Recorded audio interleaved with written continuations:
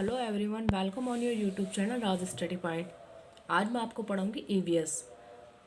अगर आप CTET exam की प्रिपरेशन कर रहे हैं तो आपके लिए ये वीडियो बहुत ही हेल्पफुल रहेगी।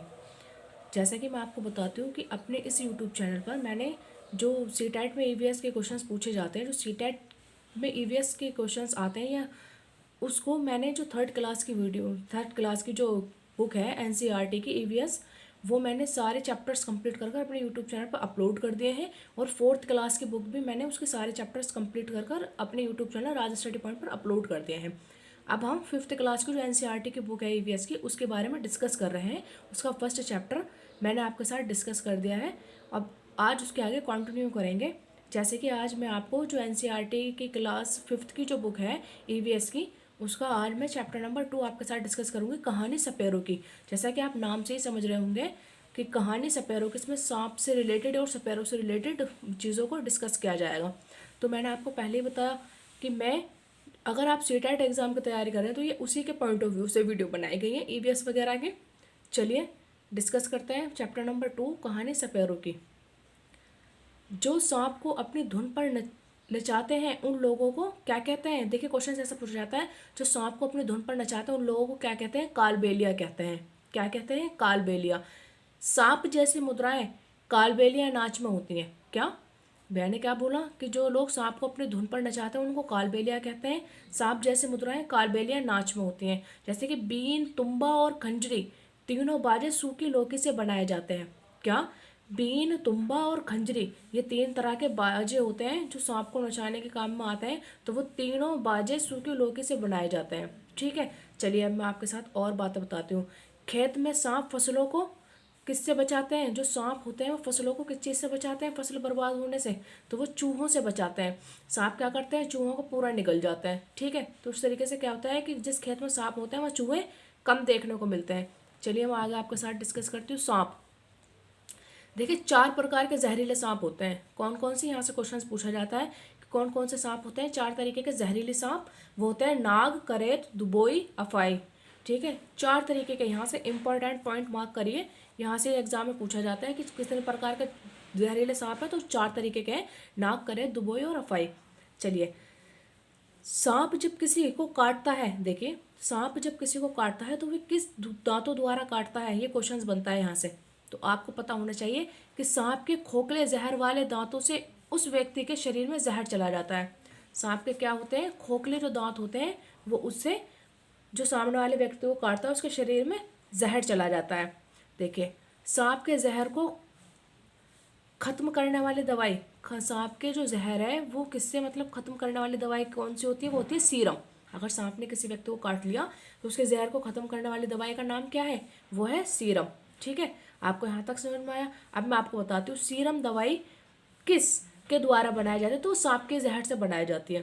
क्या बोला मैंने बोला कि सांप अगर किसी को काट ले तो वो कौन सी दवाई होती है जो इंसान को दी जाती है? वो दिया जाता है सीरम।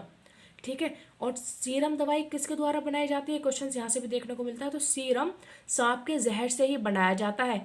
सभी स्वास्थ्य केंद्रों में ये सीरम दवाई मिलती है। सीरम दवाई किससे बनाई जाती है? सांप के ही जहर से बनाई जाती है और सभी स्वास्थ्य केंद्रों में सीरम दवाई मिलती है।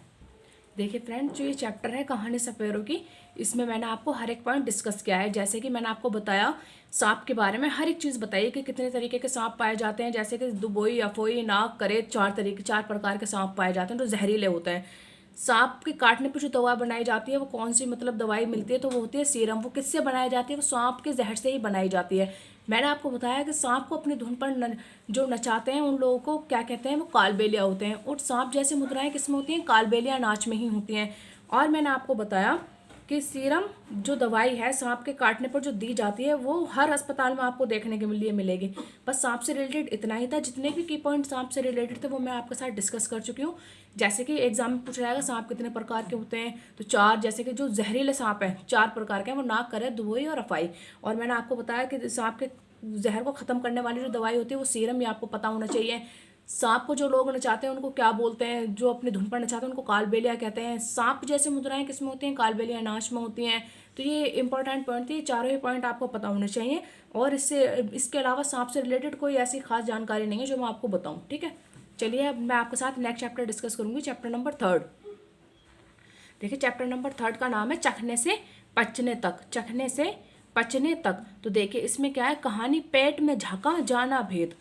इस चैप्टर का नाम है चखने से पचने तक। चखने से आप समझ गए होंगे, और पचने तक जो हमारी पाचन क्रिया होती है वो मुख से शुरू होकर और छोटे आंत पर क्या हो जाती है, पूरी कंप्लीट हो जाती है। तो अब आप इससे ही समझ गए होंगे चखने से पचने तक मतलब कहानी किसकी, पेट में झांका जाना भेद, कि हम कैसे हमारे प्रोसेस शुरू होता है और कैसे हम मतलब चीज़ें पचती हैं। तो देखिए मैं आपको बताती हूँ, ये इस चैप्टर में बताया गया है फौजी मार्टिन के बारे में। किसके बारे में बताया गया है, फौजी मार्टिन है और डॉक्टर बॉमोंट है। ये आपको पता होना चाहिए, इसमें दो लोगों के बारे में आपको पता चलना चाहिए कि इसमें एक फौजी हैं उनका नाम है मार्टिन, और डॉक्टर हैं वो कौन है, डॉक्टर बॉमोंट। देखिए इससे जो इससे कहानी में इससे क्या बताया, कहानी में पेट में पाचन और पाचक रस की जानकारी दी गई है। जो ये कहानी है चखने से पचने तक, इसमें क्या है कि किस तरीके से पेट में पाचन होता है और पाचक रस क्या होता है उसकी जानकारी चैप्टर में देखने को मिलेगी। तो आपको पता चला कि इसमें मैंने किसके बारे में बताया, अभी आपको बताया फौजी कौन है, मार्टिन, डॉक्टर कौन है, बॉमोंट। ठीक है, दो लोगों का जिक्र है और उन दोनों ने इस पर रिसर्च किया है कि कहानी मतलब पेट में किस तरीके से पाचन होता है और पाचक रस की जानकारी चैप्टर में दी गई है। चलिए अब मैं आपको बताती हूँ आगे के बारे में। जैसे कि पेट में पाचन क्रिया होती है, मैंने भी आपको बताया कि पेट में क्या होता है, पाचन क्रिया होती है, और पेट में क्या होता है, पाचक रस होता है। पेट में क्या होता है, पाचन क्रिया होती है और पेट में पाचक रस होता है। चलिए अब चलते हैं आगे की तरफ। देखिए पेट के, हमारे जो पेट के अंदर का तापमान है वो कितना होता है, मैंने आपको क्या बोला कि जो हमारे पेट के अंदर का तापमान है वो कितना होता है। तो पेट के अंदर का तापमान लगभग 30 डिग्री सेंटीग्रेड होता है। कितना होता है, 30 डिग्री सेंटीग्रेड होता है पेट के अंदर का तापमान। चलिए आपको यहाँ तक समझ में आया अच्छे से। चलिए मैं आपके साथ आगे डिस्कस करती हूँ। देखें हमारे पेट का पाचक रस एसिड है। क्या होता है हमारे पेट का पाचक रस, एसिड होता है। ठीक है, एसिडिटी, जब ठीक से खाना पचाया ना हो, एसिडिटी क्या होती है आप सब अच्छे तरीके से जानते होंगे, ये बताने वाली तो कोई चीज़ है नहीं। जब ठीक से खाना पचाया ना हो तो उसको कहते हैं एसिडिटी। अब चलिए आगे आगे की तरफ चलते हैं। जितने भी इस चैप्टर में पॉइंट है मैं सारे ही आपके साथ डिस्कस करूंगी। देखें अब जैसे कि क्वेश्चन यहाँ से बनता है, काला हांडी जिला कहाँ है, ये पूछा जाता है काला हांडी जिला किस राज्य में है। तो आपका आंसर क्या होगा, काला हांडी जिला जो है वो उड़ीसा का है। ठीक है, काला हांडी में सबसे अधिक क्या पैदा किया जाता है, किसकी पैदावार होती है, तो काला हांडी जिला जो कि उड़ीसा में है उसमें सबसे ज़्यादा पैदावार की जाती है चावल की। किस चीज़ की पैदावार की जाती है, चावल की जाती है। देखिए एक क्वेश्चन और इस तरीके के क्वेश्चन पूछे जाते हैं जैसे डायरेक्ट क्वेश्चन, आत्रेपुरम गांव किस कहाँ पर है, किस राज्य में है, तो आत्रेपुरम गांव आपका होगा आंध्र प्रदेश में। आई होप कि आपको इस चैप्टर में जितना भी था मैंने आपको बताया और आपको समझ में आया होगा। देखिए समझाने के लिए कुछ खास है तो नहीं, बस कुछ इंटरेस्टिंग से पॉइंट है जो मैं आपके साथ डिस्कस करती हूँ। अगर आपके पास एनसीईआरटी की बुक नहीं है और आप सीटेट एग्जाम की प्रिपरेशन कर रहे हैं तो आप मेरी इस वीडियो को देखना। बस इनसे बाहर एक भी क्वेश्चन आपको 15 मार्क्स में जो आते हैं क्वेश्चन 15 मार्क्स में डायरेक्ट ईवीएस की बुक से क्वेश्चंस पूछे जाते हैं। वो हर एक क्वेश्चंस आप अगर मेरी वीडियो को देख लेंगे सारे तो आपको इन्हीं में से देखने को मिलेगा। बाकी जो 15 मार्क्स की है वो पैडागोजी आती है, वो भी मैं अपने यूट्यूब चैनल पर आपको कराऊंगी। थर्ड चैप्टर में इतना ही था, जैसे कि मैंने आपके साथ डिस्कस किया चखने से पचने तक।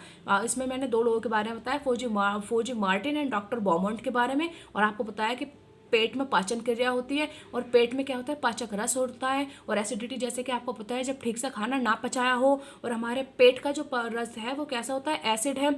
और आपको एसिडिटी के बारे में पता चल गया। और मैंने आपको बताया काला हांडी जिला कहाँ है, उड़ीसा में है, और काला हांडी जिले में सबसे ज़्यादा पैदावार किसकी होती है, जैसे कि चावल की होती है। आत्रेपुरम गांव मैंने आपको बताया कि वो कहाँ है, वो है आंध्र प्रदेश में। चलिए अब मैं आपके साथ डिस्कस करती हूँ नेक्स्ट चैप्टर नंबर 4। देखिए सेकंड और थर्ड में जितना भी था वो मैं आपके साथ डिस्कस कर चुकी हूँ। इसके अलावा सेकंड और थर्ड चैप्टर में कोई भी पॉइंट नहीं है, बस आप इतना पढ़िए, इससे बाहर आपको क्वेश्चंस देखने के लिए नहीं मिलेगा। चलिए चलते हैं नेक्स्ट चैप्टर की तरफ। चैप्टर नंबर 4 देखिए इसमें 2 से 3 चीज़ों का बस बताया गया है, बाकी इसके अलावा कुछ नहीं है। बस चैप्टर नंबर 4 में जो पॉइंट है वो मैं आपके साथ डिस्कस करती हूँ। जैसे कि मामड़ी तांदड़ा। अब आपसे पूछा जाए कि मामड़ी तांदड़ा क्या है, आपको पता है, नहीं पता होगा, चलिए मैं बताती हूँ। मामड़ी तांदड़ा चैप्टर नंबर 4 से पूछे गए दो पॉइंट हैं, बस उसमें कुछ ज़्यादा ऐसा नहीं है। तो देखिए मामड़ी तांदड़ा किसको बोलते हैं, आम पापड़ को बोलते हैं। किसको कहा जाता है, मामड़ी तांदड़ा आम पापड़ को कहा जाता है। देखिए पुणे से कोलकाता तक रेल गाड़ी से जाने में, अगर हमें पुणे से कोलकाता तक रेलगाड़ी से जाने में कितना समय लगता है, तो उसमें क्वेश्चन आंसर होगा 2 दिन का समय लगता है। कितना, 2 दिन का समय लगता है। ठीक है, आपको पता चला मामड़ी तांदड़ा क्या है, आम पापड़ है, और अगर हमें पुणे से कोलकाता तक रेलगाड़ी से जाने में 2 दिन का समय लगता है। अब मैं आपको बताती हूँ ब्रेड में फफूंद लगने का कारण नमी होता है। क्या होता है, ब्रेड में अगर फफूंद लगती है तो उसका कारण क्या होता है, नमी होता है। चलिए जितने भी देखें सेकंड नंबर जो चैप्टर है सपेरों की कहानी वो मैंने आपको बताया, चखने से पचने तक ये मैंने आपको करा दिया चैप्टर नंबर 3 और चैप्टर नंबर 4 में जो पॉइंट थे, मामड़े तांदड़ा मीन्स आम पापड़, पुणे से कोलकाता तक रेलगाड़ी को जाने में कितना समय लगता है, 2 दिन का समय लगता है। ब्रेड में फफूंद लगने का कारण क्या होता है, ब्रेड में फफूंद लगने का कारण नमी होता है। तो जितने भी पॉइंट थे चैप्टर नंबर 2, 3 एंड 4 में आज मैंने आपके साथ डिस्कस किए हैं। इसके अलावा कोई भी पॉइंट ऐसा नहीं है जो आपको एनसीईआरटी की बुक में मिल जाए। जितने भी इंपॉर्टेंट पॉइंट थे वो मैंने आपको सारे बता दिए अपनी इस वीडियो में। आई होप कि मेरी आपको ये वीडियो बहुत पसंद आई होगी। अगर आपको मेरी ये वीडियो पसंद आई है तो आप मुझे लाइक करें, इस वीडियो को लाइक करें, और मेरे चैनल को आप नए हैं तो सब्सक्राइब करें। और अगर आपको मेरी ये वीडियो पसंद आए तो आप इसे अपने दोस्तों के साथ शेयर करें जो भी सीटेट एग्जाम की प्रिपरेशन कर रहे हैं, उनके लिए ईवीएस की वीडियो बहुत ही हेल्पफुल रहेंगे। चलिए मिलते हैं नेक्स्ट वीडियो में, नेक्स्ट क्लास में। Thank you.